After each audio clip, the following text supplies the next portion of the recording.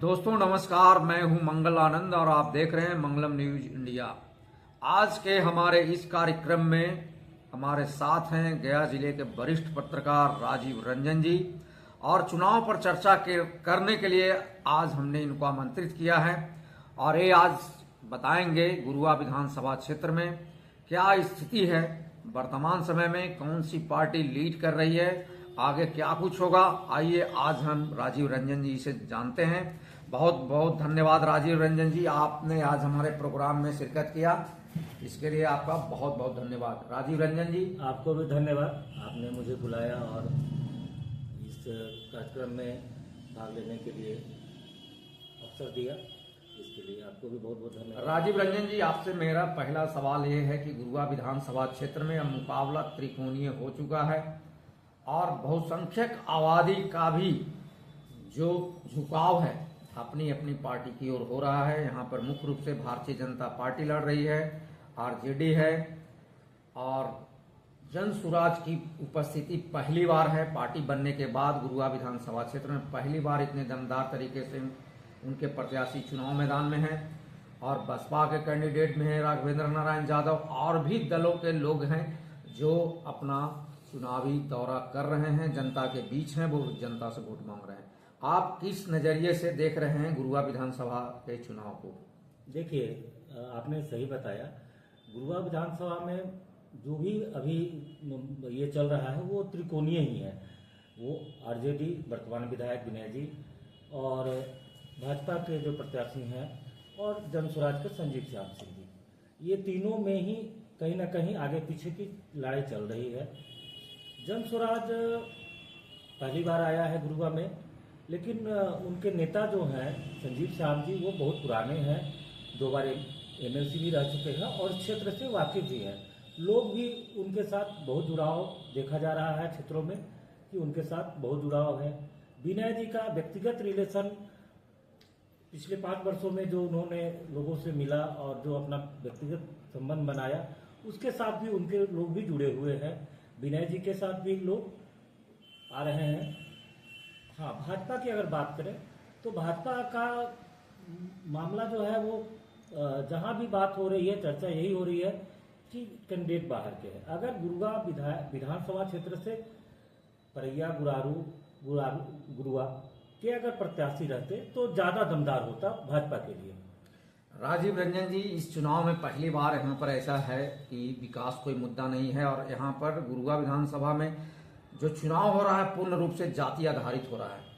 यहाँ पर कोई जात है, किसी भी जात के लोग हैं वो अपना जाति देख रहे हैं, न यहाँ पर रोजगार मुद्दा बन पाया और न ही यहाँ का विकास मुद्दा बन पाया।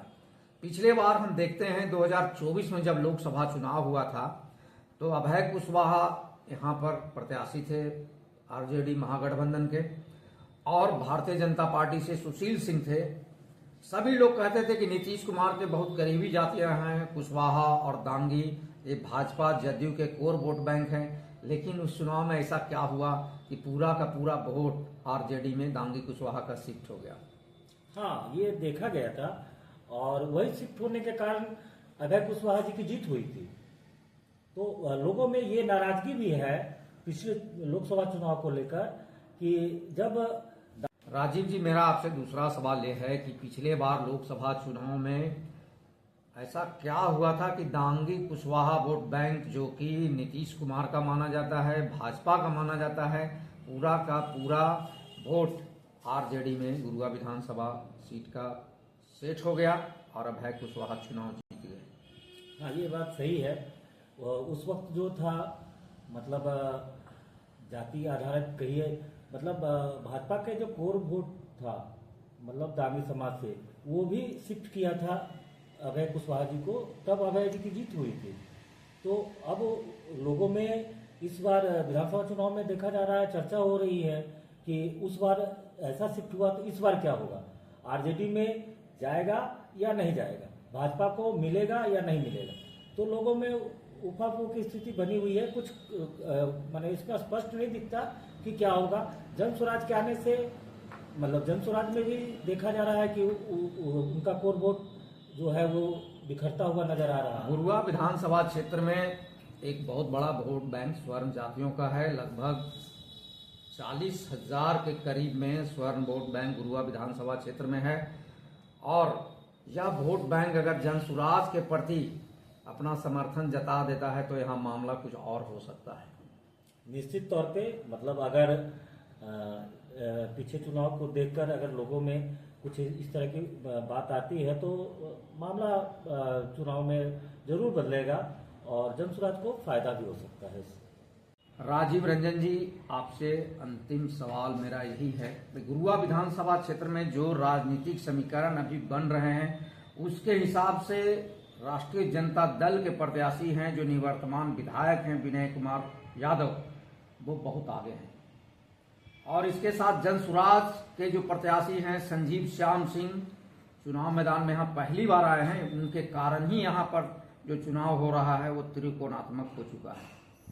अब आगे क्या परिस्थिति यहाँ बन सकती है, इसके बारे में आप बताएं। देखिए, अभी जो परिस्थिति की बात करेंगे तो विनय जी का मतलब आरजेडी की नहीं, उनकी व्यक्तिगत छवि भी ऐसी है कि वो लोगों से अच्छा जुड़ा हुआ है, वो प्लस पॉइंट उनके लिए है।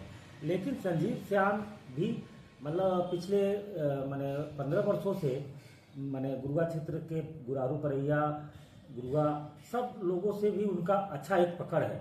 राजीव रंजन जी, एक ऐसी सूचना है कि जो भाजपा के टिकटार्थी थे यहाँ गुरुआ, गुरारू और परैया के, लगभग 2 दर्जन ऐसे नेता थे भाजपा के जो टिकट की आशा में थे और 2 दर्जन टिकटार्थियों को दरकिनार करके इमामगंज के रहने वाले उपेंद्र प्रसाद दांगी को गुरुआ में भाजपा का प्रत्याशी बनाया गया।